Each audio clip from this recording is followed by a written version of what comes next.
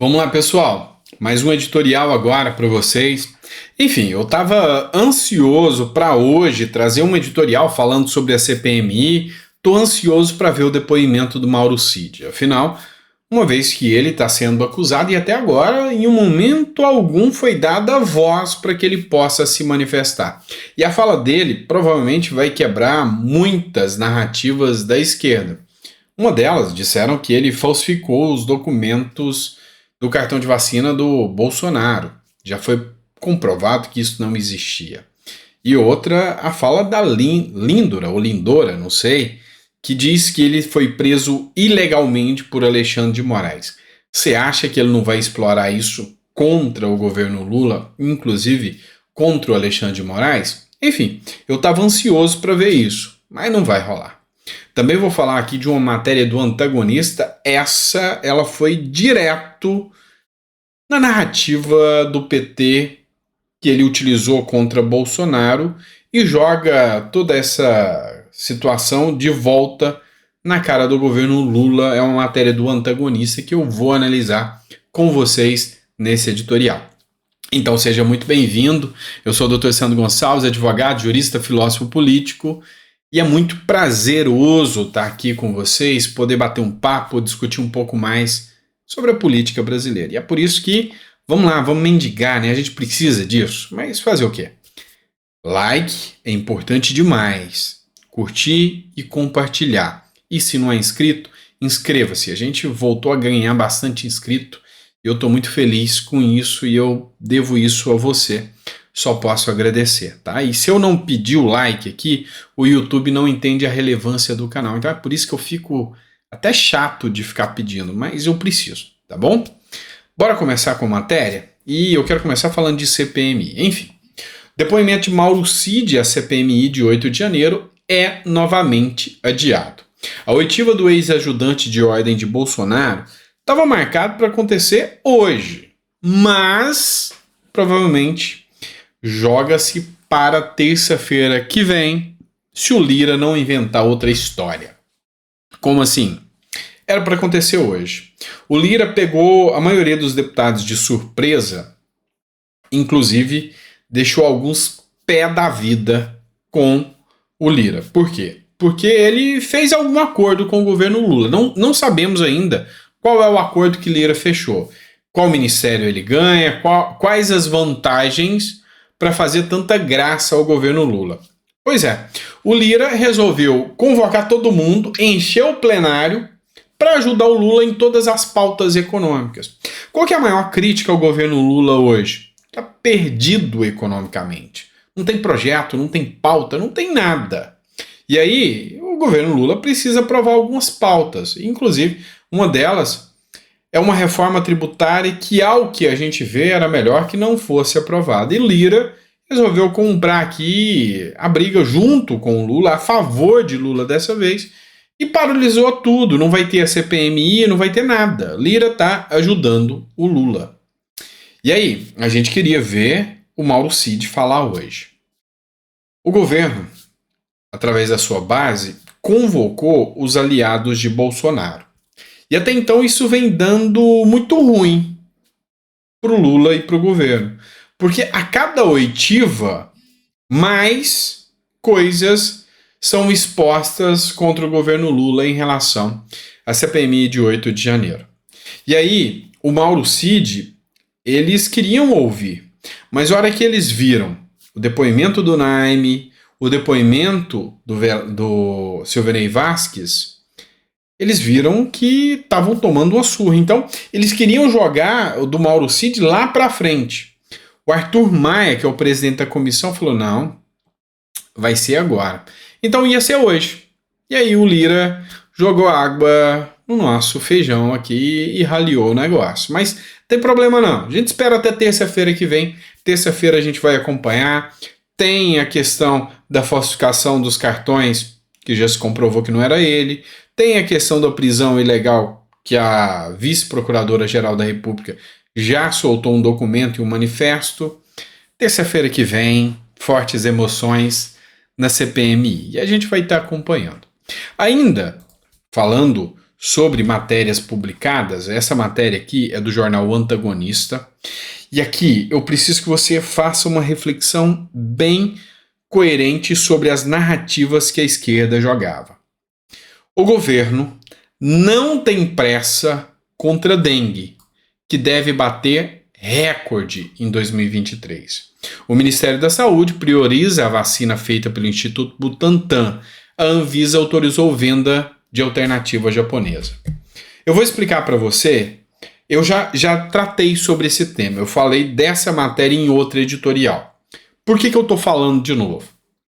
Porque essa matéria do Antagonista é muito mais completa do que a matéria do Metrópolis que eu tinha analisado antes. Aqui ela traz pontos relevantes. Vamos voltar no tempo, lá durante a gestão Bolsonaro. Qual foi a maior acusação contra o governo Bolsonaro? Genocida por não comprar vacinas durante a pandemia. Você lembra disso? Estava em todos os jornais o governo genocida de Bolsonaro que não queria comprar vacina, o negacionista, o anti-vacina. Lembra disso? Pois é, essa narrativa que inventou foi a esquerda. E aí, agora, nós temos essa matéria aqui do Antagonista que coloca o Lula na parede. O Brasil pode quebrar em 2023, pelo segundo ano seguido, o recorde de mortes por dengue.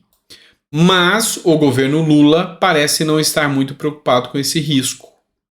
O Ministério da Saúde disse que a vacina contra a dengue produzida pelo laboratório japonês Takeda, autorizado pela Agência Nacional de Vigilância Sanitária desde março, ainda precisa de análise e que ela pode demorar até 1 ano para ser incorporada ao sistema público. Segundo o Globo, o governo irá priorizar uma vacina que está sendo produzida pelo Instituto Butantan. Desde 2009 ela está sendo produzida, ou seja, mais de 10 anos. E o imunizante sequer teve a pesquisa finalizada e pode, talvez, maybe, em 2025, aprovada ou encerrada a pesquisa, fora que ele vai levar mais 1 ano para ser aprovado. Então vamos lá. Nós estamos com um recorde de mortes em dengue. Já existe uma vacina aprovada pela Anvisa, criada pelos japoneses. Essa vacina foi comprovada pela Anvisa e se o governo agir, e desde março, mas também em julho, se o governo agisse rápido, aí agir rápido, o que já está deixando a atrasar, nós podemos comprar e talvez já no começo do ano que vem, e olha só o tempo que demora para aplicar, fazer testagem e colocar essa vacina em prática, começo do ano que vem, vidas serão salvas com a aplicação da vacina japonesa.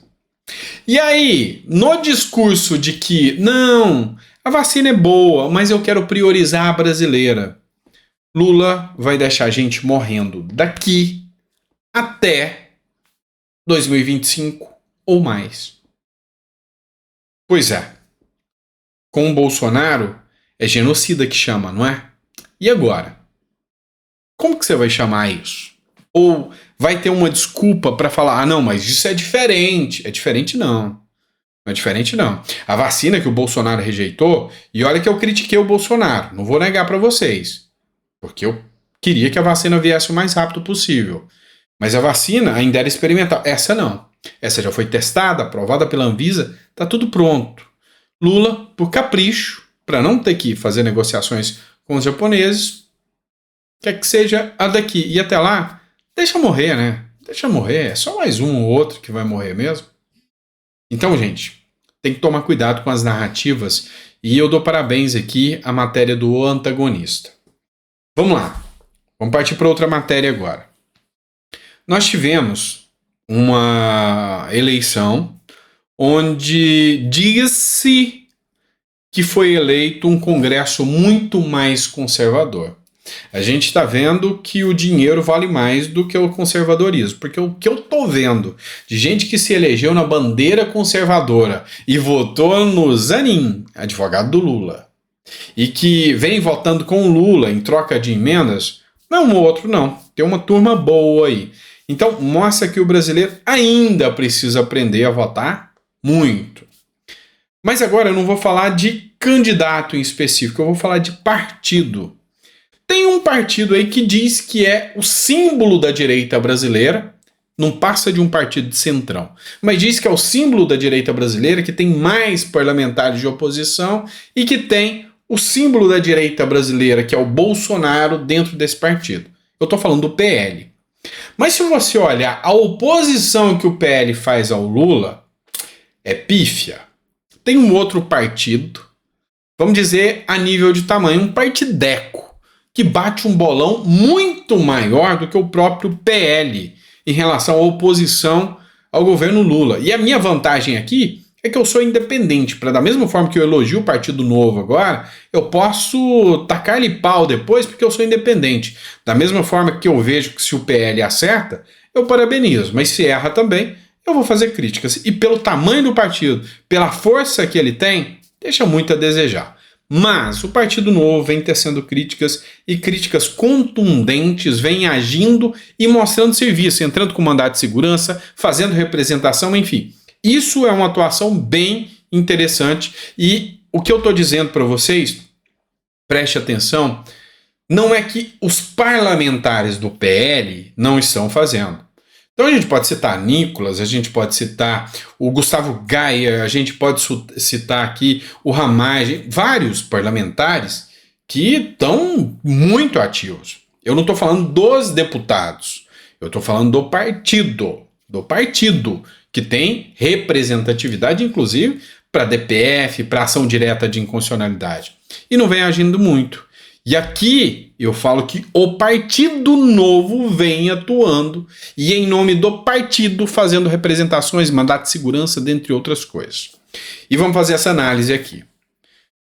Partido Novo. Que tipo de pessoa se recusaria a vender ambulâncias blindadas à Ucrânia?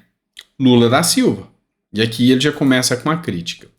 Segundo o Estadão, o governo Lula barrou a venda de 450 viaturas do blindado Guarani, em sua versão ambulância à Ucrânia. Os veículos teriam cores do serviço de emergência e seriam usados para resgatar feridos civis das zonas de combate. Então a narrativa do Lula é que eu não vou vender armas para a Ucrânia. Eu quero paz, numa mesinha de boteco. Narrativa, porque ambulância nem arma tem, é para socorrer pessoas. E aqui, o Partido Novo expõe a hipocrisia. Os veículos teriam cores do serviço de emergência e seriam usados para resgatar feridos e civis das zonas de combate. Não é tanque, não é arma, é ambulância. Além de cumprir a função humanitária, o negócio traria 3,5 bilhões ao Brasil. Parte do dinheiro seria usado pelo Exército para desenvolver novas versões do blindado. Em resumo, o PT contribuiu para a morte de mais ucranianos, prejudicou exportações brasileiras, atrasou o nosso desenvolvimento tecnológico. Enquanto isso, esse mesmo governo discute perdoar dívidas de ditaduras. E ele cita aqui uma matéria do Estadão. Lula se reúne com o ditador cubano, ou seja, não vamos falar ditador, vamos falar com o democrata relativo, né? O país de uma democracia relativa. E comunista e negocia dívida com o Brasil. Vamos lá. Vai financiar o gasoduto no país vizinho. Matéria do Poder 360. Lula diz que BNDES pode financiar gasoduto do Nestor Kirchner. Essa é a política externa petista. Segundo o Partido Novo, maldade. Por que eu estou falando sobre isso aqui? Há uma convocação e um pedido de esclarecimento por parte do ministro da Defesa, o Múcio, para que preste esclarecimento. E isso aqui, se comprovado que essa negociação causou prejuízo, se negociado, se demonstrado que foi por questão ideológica, estamos diante de um dos requisitos da improbidade administrativa. E o ministro do Lula pode cair. E o Partido Novo vem atuando. E aqui eu tenho que tirar o chapéu também para o Paulo Bilinski, que fez um pedido de convocação também para que o ministro preste esclarecimento dentro do Congresso Nacional. Bom, beleza? Vamos lá, 15 minutos de vídeo, dá para colocar mais algumas coisas aqui para vocês. Matéria aqui que eu vou trazer para vocês é do Jorge Seife Júnior. As falas do Flávio Dino ainda estão dando o que falar. Segundo informações, o Jorge Seife Júnior, ele está preparando um verdadeiro dossiê para apresentar junto ao TSE contra o ministro da Justiça, Flávio Dino. As informações que foram veiculadas amplamente na mídia é que o Flávio Dino fez críticas diretas ao sistema eleitoral brasileiro. E aí, ele coloca aqui alguns pontos a serem analisados. Questionar é privilégio de alguns, ou seja, ele critica aqui que alguns podem questionar, outros não, né? Então ele cita uma matéria, uma postagem de 2013 do Flávio Dino que diz o seguinte: hoje em Recife vi a comprovação científica de que as urnas eletrônicas são extremamente inseguras e suscetíveis de fraude. Todos esses prints e esses argumentos são encaminhados num dossiê que vai ser encaminhado à Justiça. E, detalhe, não prescreveu ainda o prazo para que essa ação seja impetrada contra o Dino. E aqui ele coloca, em 2009, enquanto era deputado federal, Flávio Dino foi relator da chamada reforma política, que previa a implementação do voto impresso a partir das eleições de 2014. Então ele era um defensor do voto impresso, tal qual Bolsonaro. Ou seja, será que a resposta do judiciário será a mesma? Críticas ao TSE. Flávio Dino afirmou que a crítica do tribunal se dava em função do medo de perder poder em uma disputa com o Congresso. Então, aqui ele traz mais um argumento. Disputa de poder. Há uma natural disputa de poder entre Congresso e TSE. Um certo atrito entre instituições que procuram regulamentar o processo. Tivemos o agigantamento das competências do Judiciário, o que gera um deslocamento do Congresso do centro das decisões. Quando o Congresso exercita essas competências, gera do outro lado a sensação de que perdeu espaço. Então aqui ele critica o Judiciário falando que o Judiciário está invadindo o espaço do STF. Aqui também outra fala do Flávio Dino. O voto impresso não é para recontagem, mas para auditoria. É uma espécie de exame antidoping, ou seja, auditar as urnas eletrônicas. Flávio Dino foi derrotado no primeiro turno nas eleições para governador do Maranhão em 2010 e questionou a confiabilidade das urnas. Aí ele cita aqui um Twitter do Flávio Dino, do próprio ministro da Justiça, que hoje é senador eleito da República. Ele escreveu o seguinte: sim, facilmente, se uma pessoa-chave que controla as urnas eletrônicas quiser alterar o resultado, é possível? Então ele faz um questionamento aqui sobre o resultado. E outra fala que o Jorge Seife coloca: urnas manipuladas. À época, Flávio Dino entrou com uma representação junto ao TSE questionando a ocorrência de votos rápidos e tardios, suscitando a possibilidade de manipulação das urnas eletrônicas. 2023. Sobre a decisão do Tribunal Superior Eleitoral que tornou Jair Bolsonaro inelegível, ele disse: prova a perpetração de ataques abusivos ao sistema de justiça e à ordem jurídica. E agora, Flávio Dino também será julgado pela Justiça Eleitoral.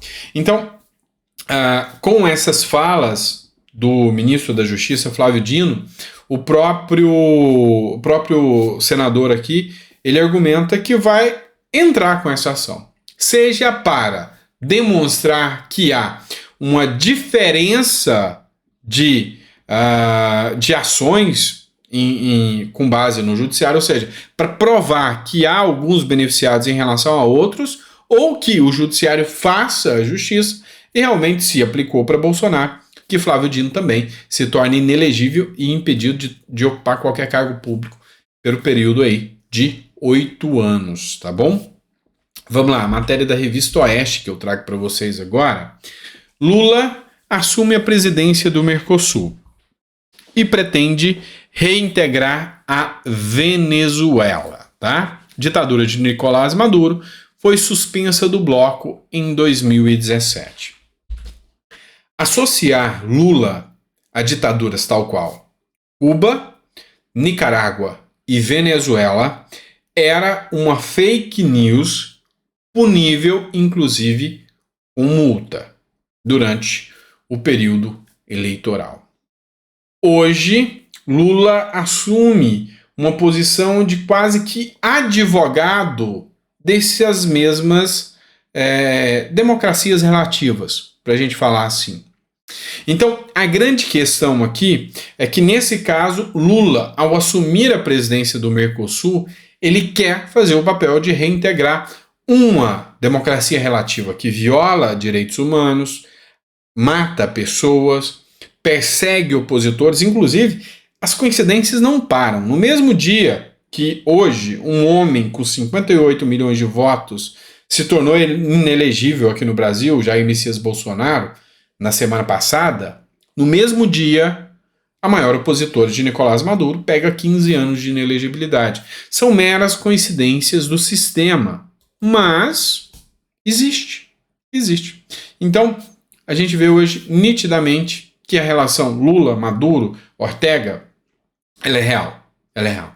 Tanto que no Foro de São Paulo, Lula elogiou abertamente o Hugo Chávez, o Fidel Castro, e é isso. Não tem o que se falar. É o regime que ele mesmo assume ter orgulho, o regime comunista. E tanto é que para 52% dos brasileiros, o Brasil tem risco de se tornar comunista. Bolsonaro diz que tem uma bala de prata, vai entrar com recurso quanto à sua inelegibilidade, mas quem será o relator que vai analisar o recurso? Ministro do Supremo Tribunal Federal, Alexandre de Moraes. E aí, fazer um papel de vidente aqui, ou seja, exercer a futurologia aqui, não é nada difícil, tá? Que apostar quanto comigo que Alexandre de Moraes vai manter a inelegibilidade de Bolsonaro? Eu topo aqui a gente fazer uma negociação aqui. Brincadeira, eu não gosto de apostar, mas é só para força de expressão aqui. Mas assim, a gente já sabe que há uma animosidade e essa animosidade vai levar em deferimento desse recurso, ou seja, é um recurso para forma, para mostrar que, seja nos anais da história, no futuro, mostrar que realmente tudo tentou se fazer, mas o maior opositor político do presidente em exercício, que apoia democracias relativas, perseguiu o maior opositor. Matéria do Poder 360 para vocês. Saiu um estudo sobre a avaliação do Supremo Tribunal Federal e o Poder 360 divulgou isso aqui. Para a maioria dos brasileiros, o Supremo Tribunal Federal é ativista e anti-Bolsonaro. E o Supremo melhorou a avaliação em 2023. Segundo o Poder 360, essa pesquisa mostra que o STF caiu 9 pontos nos primeiros 6 meses do governo Lula de desaprovação, ou seja, para muitos, ser anti-Bolsonaro melhorou a imagem do STF. É essa pesquisa que foi feita aqui e divulgada pelo Poder 360, ou seja, os brasileiros sabem que a grande maioria, um judiciário ativista, tem um ativismo judicial, quase que politiqueiro, que é anti-Bolsonaro, ou seja, o princípio da imparcialidade aqui joga no ralo, mas, segundo o Poder 360 e essa pesquisa, isso deu até uma maior popularidade e sempre o STF teve com a imagem manchada. Por ser anti-Bolsonaro, melhorou a imagem. Agora você vai me falar, você concorda com essa pesquisa ou discorda? Eu gosto de ver o comentário de vocês aqui.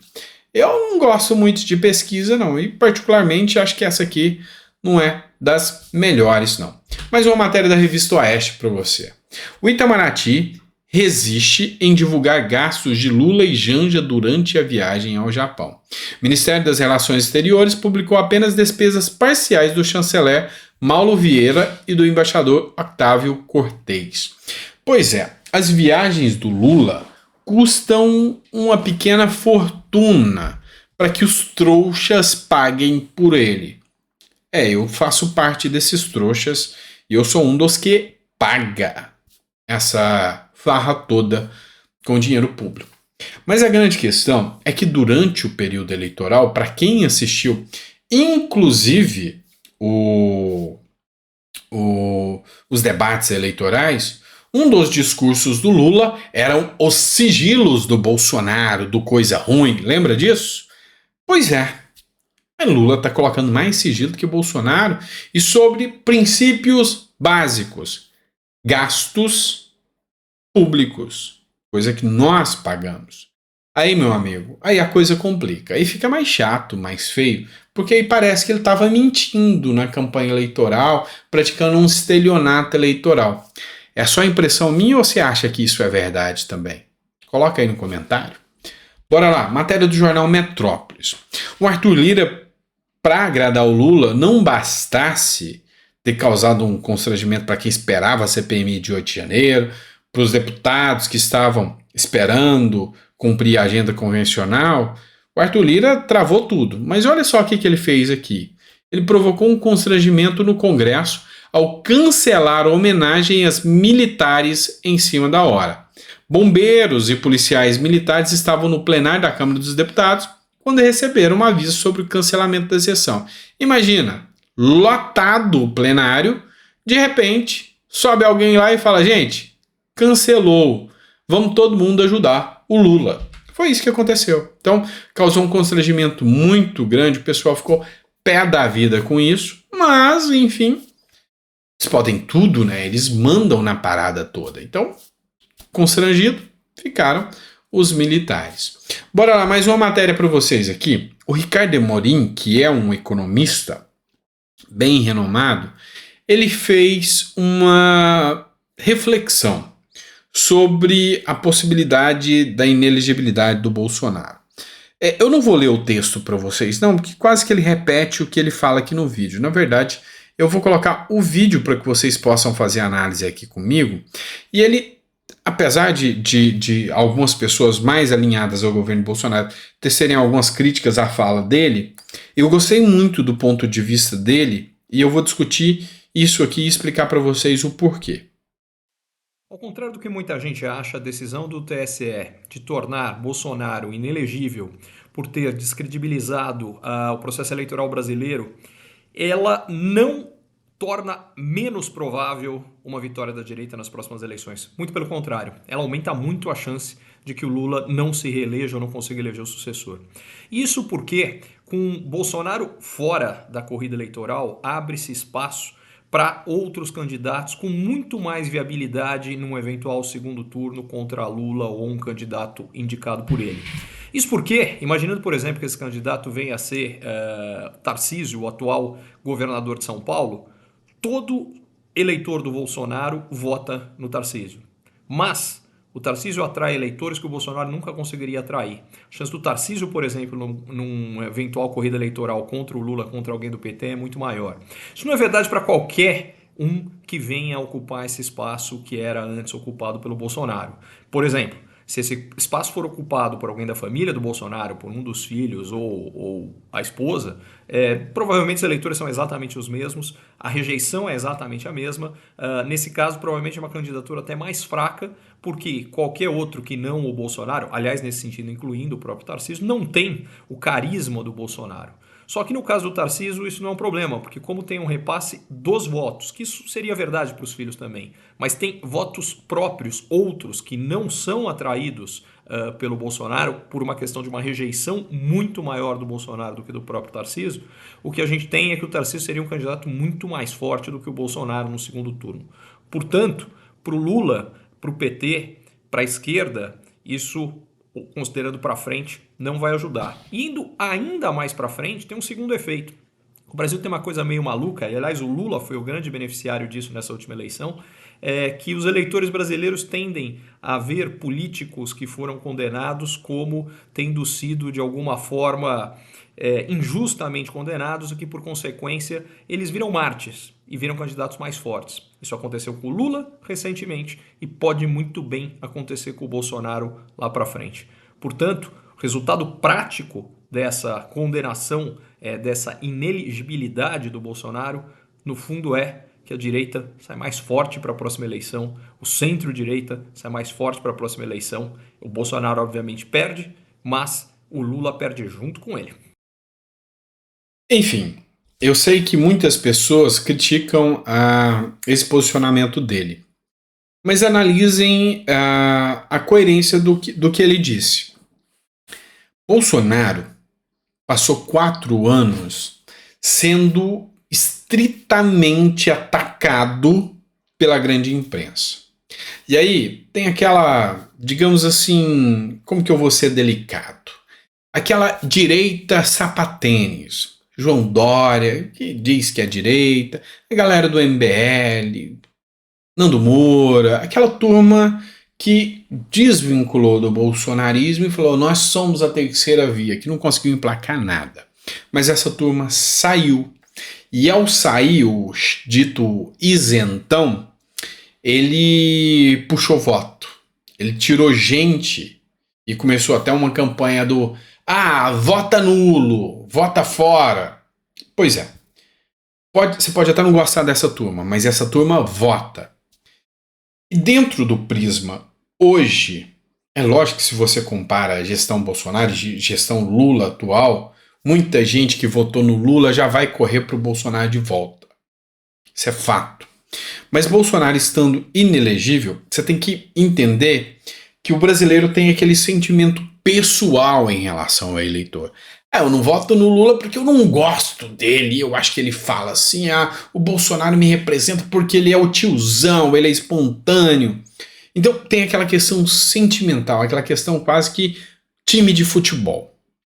E aí, mesmo sendo nítido que há um retrocesso do ponto de vista democrático, de liberdade, a partir do atual governo, a gente abre os olhos também para entender que tem gente que, pelo orgulho, não, eu não voto em Bolsonaro. Mas no Tarcísio, sim. Ou no Zema, sim. Na Michele, não. Nem no Eduardo Bolsonaro. Mas no Tarcísio, sim. No Zema, sim. Então, é por isso, ou outro nome que o Bolsonaro indique, é por isso que Bolsonaro, ficando inelegível, e que é o mais provável, vamos falar que é muita inocência acreditar que Bolsonaro vai conseguir reverter qualquer coisa junto ao TSE ou ao STF. E Bolsonaro, ficando realmente inelegível, ele vai ter que escolher a dedo o nome que ele vai indicar para apoiar, porque para aquele apoiador do Bolsonaro, ele vai acreditar em quem o Bolsonaro indica. Então, é Tarcísio? Vai todo mundo para Tarcísio. Mas aí aquela outra ala anti-Lula e que não tem a rejeição do Bolsonaro também vai para Tarcísio. Então, tem que ser um esquema muito forte para Lula não perder de lavada contra a direita. Então, se você me perguntar, você tem um ponto de vista otimista em relação a isso? Eu tenho sim, tá? Eu tenho. E eu sei que muitos de vocês vão discordar. E essa é a beleza da coisa. Queria que você colocasse no comentário aqui o que você acha sobre isso. Tendo em vista os ataques à mídia, tendo em vista todo o sistema contrário, você ainda acha que Bolsonaro, com o mesmo sistema, com a mesma estrutura, com a mesma mídia contra ele teria mais dificuldade de enfrentar o pleito eleitoral? Coloca no comentário para mim que é importante que você coloque, tá bom? É isso, pessoal. Desculpa a extensão do vídeo, mas coloca no comentário o que você acha sobre tudo isso, se você está gostando, não está gostando. E você acha que Bolsonaro inelegível ele se torna ainda mais forte? Eu fiz uma análise no último editorial para vocês de que o bolsonarismo é maior que Bolsonaro. Bolsonaro se tornou uma ideia. Bolsonaro se tornou um antissistema. Bolsonaro se tornou um cara que conseguiu mostrar para o Brasil que o sistema é contra ele. E não à toa ele está sendo perseguido e execrado do mundo eleitoral. Na sua visão, O bolsonarismo transcende o Bolsonaro e sem Bolsonaro na eleição, o bolsonarismo vai eleger o nome que ele indica? Eu tenho essa visão, tá? Essa é a minha visão. Mas eu quero saber a sua opinião. A minha opinião eu já sei, eu quero a sua. Coloca o comentário aí, eu quero ler. Então, quero saber se você pensa assim comigo. Na minha visão, o bolsonarismo transcende o Bolsonaro e o bolsonarismo, de novo, vai ser o nome que vai colocar a direita no poder com o Bolsonaro inelegível ou não. Seu comentário é importante para mim. Coloca aí, tá bom? Grande abraço, fica com Deus e até o próximo editorial.